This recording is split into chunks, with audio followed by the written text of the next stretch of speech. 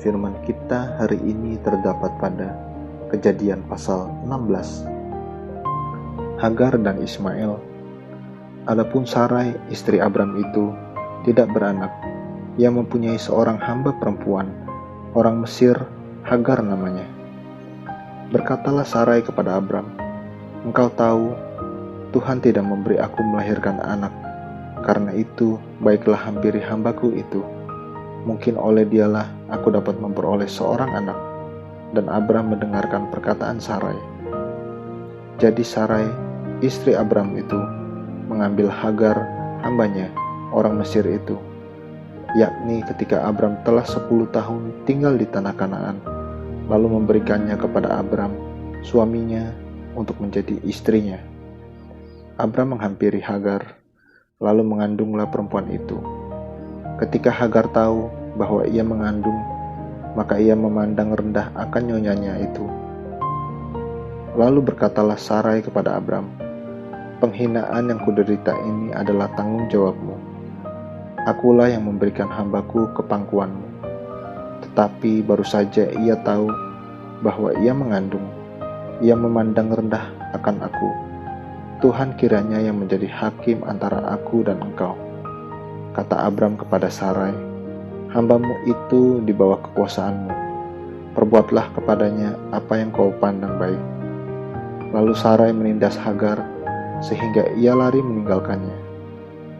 Lalu malaikat Tuhan menjumpainya dekat suatu mata air di padang gurun, yakni dekat mata air di jalan ke Syur. Katanya, "Hagar, hamba Sarai, dari manakah datangmu dan kemanakah pergimu?" Jawabnya, "Aku lari meninggalkan Sarai, nyonyaku." Lalu kata malaikat Tuhan itu kepadanya, "Kembalilah kepada nyonyamu, biarkanlah engkau ditindas di bawah kekuasaannya." Lagi kata malaikat Tuhan itu kepadanya, "Aku akan membuat sangat banyak keturunanmu, sehingga tidak dapat dihitung karena banyaknya." Selanjutnya kata malaikat Tuhan itu kepadanya, "Engkau mengandung dan akan melahirkan seorang anak laki-laki, dan akan menamainya Ismail. Sebab Tuhan telah mendengar tentang penindasan atasmu itu. Seorang laki-laki yang lakunya seperti keledai liar, demikianlah nanti anak itu. Tangannya akan melawan tiap-tiap orang, dan tangan tiap-tiap orang akan melawan dia. Dan di tempat kediamannya, ia akan menentang semua saudaranya." Kemudian Hagar menamakan Tuhan yang telah berfirman kepadanya itu dengan sebutan, "Engkaulah El Roi," sebab katanya, "Bukankah di sini kulihat Dia yang telah melihat aku?" Sebab itu sumur tadi disebutkan orang, Sumur Lahai Roi, letaknya antara Kades dan Beret.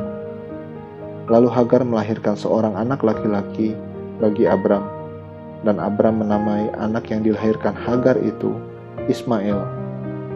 Abram berumur 86 tahun ketika Hagar melahirkan Ismail baginya. Amin. Terus baca firman-Nya, renungkan dan lakukan dalam kehidupan kita. Tuhan Yesus memberkati.